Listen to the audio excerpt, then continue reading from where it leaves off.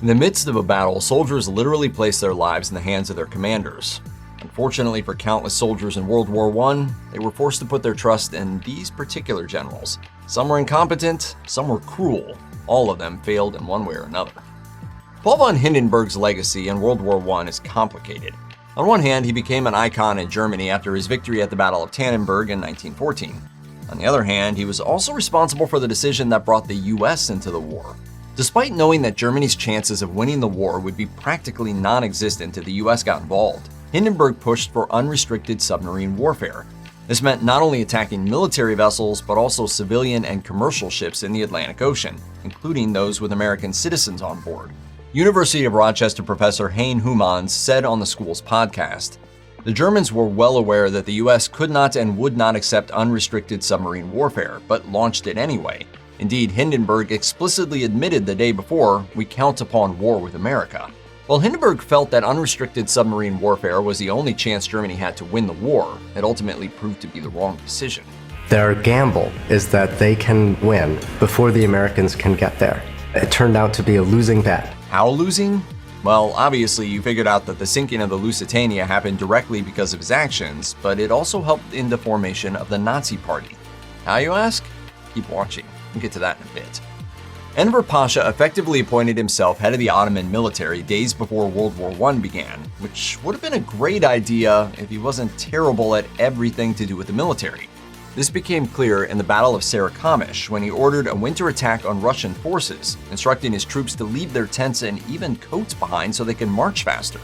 The resulting casualties from this stroke of genius crippled the Ottoman forces, but unbelievably, that wasn't the worst thing Enver was responsible for during World War I. That, my friends, would be the Armenian Genocide. United States Ambassador Henry Morgenthau wrote about some of his conversations with Enver in his memoir, Ambassador Morgenthau's Story. Enver was allegedly unapologetic, claiming that the realities of wartime required him to exterminate the Armenian people. As Morgenthau wrote, "The Armenians had a fair warning of what would happen to them in case they joined our enemies." Another time, when Morgenthau tried to give Enver plausible deniability by implying it was those beneath him who were really to blame for the atrocities, Enver was incensed, insisting, "I am entirely willing to accept the responsibility myself, for I am convinced that we are completely justified in doing this." Luigi Cadorna wasn't simply one of the worst generals in World War I. Historians consider him to be one of the worst people to ever lead an army in all history. So, congrats, Luigi?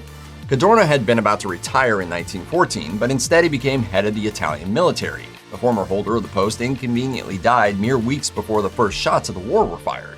So despite never having been in combat himself, Cadorna now found himself in charge of hundreds of thousands of active duty soldiers. But what he lacked in battle experience, he also lacked in tactician skills. He'd received negative feedback on his tactics during war games only 3 years before. An experienced and capable military leader might have had second thoughts, but Italian Commander-in-Chief General Cadorna did not. Incompetence met reality during the war, with Cadorna managing to lead almost 2/3 of his army to be killed or captured by 1917. In a war where firepower was everything, Cadorna was insistent that manpower mattered more. Not only was this belief incorrect, Cadorna didn't exactly inspire confidence in his troops. He even sentenced an estimated 1,000 of his own soldiers to the death penalty. If you're wondering how he managed to rise up the ranks in spite of his incompetence, look no further than his famous father, who had been a successful general decades before. Despite ending up on the winning side, Douglas Haig's legacy is considered by historians to be mixed at best. One particular blemish, of many, on his record was the 1915 Battle of Loos, a complete disaster for the British Army when they somehow managed to release poison gas on themselves. While the blame was tossed around to include various commanders, the ultimate decision and even insistence that gas be used in that battle came from Haig. Haig was stubborn as a donkey. He was unthinking as a donkey. He was as inarticulate as a donkey. It was also Haig who was primarily responsible for just under 20,000 British casualties on the first day of the Battle of the Somme in 1916, effectively trying to advance by throwing wave after wave of his men at machine guns. For this, he gained the unfortunate nickname the Butcher of the Somme. In 1917, Haig selectively withheld information from his superiors in order to get them to agree to his attack plans for the Battle of Passchendaele. After months of men fighting in mud and rain, none of Haig's goals were accomplished. Maybe it had something to do with him preparing his forces for weeks on open land where the Germans could see them, completely eliminating any element of surprise. After months of fighting and 275,000 soldiers dead on the British side, Haig decided to do what any good commander should do and declare victory despite making virtually no gains at all. Despite various successes for the German forces under his control when World War I began and receiving several promotions, Erich Ludendorff also made enough mistakes to join our not-so-distinguished list. He would also eventually become what was, for all intents and purposes, a military dictator, which isn't exactly what people look for in a successful general. Ludendorff not only supported Hindenburg's ill-advised push for unrestricted submarine warfare, but by late 1916 he had set his sights on winning the war in 2 years. This proved to be a bit too ambitious, and the major defensive campaign he planned to break enemy lines failed completely. He offered to resign as a result. The war ended a month after Ludendorff's resignation, and he later became obsessed with figuring out why Germany lost.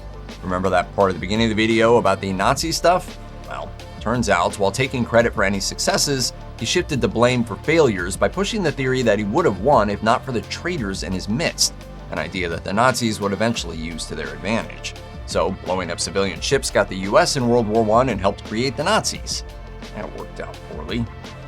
The catalyst for the beginning of World War I was the assassination of Archduke Franz Ferdinand, a member of Austria-Hungary's royal family.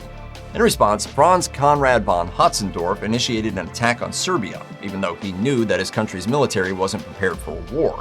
He decided to ignore this pretty important fact, and his attempts at rapidly mobilizing the troops were a chaotic disaster. And that was just the beginning of Conrad's ill-advised decisions. Once the fighting began, attacking Serbia was put on hold so Austria-Hungary could assist Germany in holding off Russia when they entered the war on the Eastern Front. Conrad decided to change the field positions of his troops, only to change his mind again while his original plans were being carried out. This confusion resulted in soldiers walking up to 100 miles in the summer heat to reach their destinations, rather than riding in trains as the original plan would have allowed for. Exhausted troops were hardly an effective fighting force against Russia, and the elderly Conrad's old-school war tactics didn't help.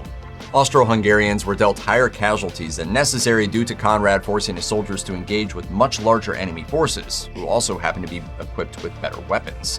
Considered too difficult and ruthless as a leader, Conrad was demoted from the military's top job by the time a new emperor took the Austria-Hungary throne in 1916. As early as 1913, Germany's Helmuth von Moltke the Younger could see that a war with France was coming, and he actually seemed excited about it. Less than a month before the assassination of Archduke Franz Ferdinand, Moltke said of the already tense situation in Europe, "If only things would finally boil over. We are ready. Sooner, the better for us." When things did eventually boil over, the fact that Moltke had only gotten his job because his uncle was a famous military commander became obvious. He couldn't make decisions, didn't understand tactics, and was responsible for Germany's almost immediate defeat at the Marne in September 1914. He sent 80,000 troops away to fight Russia instead of France as planned. Demoted for his failure, Moltke wrote, "It is dreadful to be condemned to inactivity in this war, which I prepared and initiated." A family connection to the Tsar and his popularity with the average soldier led to Grand Duke Nicholas Nikolaevich being put in charge of Russia's forces at the beginning of World War I. But despite having served in the military his whole adult life, the Duke was allegedly shocked at this promotion, crying before taking over the role in 1914. He knew he was in over his head. In 1915, his inability to do the job was apparent to even his own staff, and the Tsar removed him from command. Ironically, his inability to force the generals beneath him to do what he wanted actually helped Russia. It allowed flexibility at important times in the fighting. His defenders also point to the fact that Russia faced a munitions shortage and that he was forced to work with other people's plans, both of which were out of his control. But the Duke wasn't exactly a nice guy. He allowed and even encouraged his soldiers to rape and pillage in the areas the military controlled, like literally. The Duke was also complicit in massacres of religious groups and mass deportations. His own officers weren't safe from his wrath. Stories abound of him personally and viciously disciplining them, and he even ensured at least one was executed on questionable charges of espionage. Denis Auguste Duchêne was not a popular guy. The Frenchman had a difficult personality and didn't treat his equals or even his superior officer with respect. That behavior went from annoyance to full-blown problem when it caused the loss of a major battle and the deaths of thousands of soldiers. In 1918, the Allies were preparing to fight the Third Battle of the Aisne. Commanding General Henri-Philippe Pétain drew up plans for the battle and decided to go against traditional tactics that would have soldiers in a position that was deep rather than wide. Duchêne and many of the Allied commanders didn't agree with this decision, especially since it would mean giving up hard-fought territory gains, which could demoralize the troops. Duchêne ultimately decided to go against his commander's plan and made British troops under his command spread out wide and thin lines. The problem was, in addition to disobeying his commander's battle plan, the British troops were on the front lines in trenches that were falling apart and unsanitary. The British generals below Duchêne failed to get him to change his mind, and sure enough, the British troops who had been forced to follow the flawed plan were hit hardest during the battle, with an entire corps almost completely wiped out. For most of the war, Djemal Pasha was the governor of Syria in addition to being a general, and he wasn't exactly the most gentle ruler. In Syria and neighboring areas, he terrorized civilians by confiscating food supplies, deporting families he didn't trust, and crushing dissent. Before we get too far here, Djemal is not related to the other Pasha we mentioned, Enver. Pasha's not a last name, it's a title, like a general or governor or something. Anyway, Djemal's troops suffered as well, starting with the fact that many of the soldiers were originally local civilians whom the Pasha had forced into the military.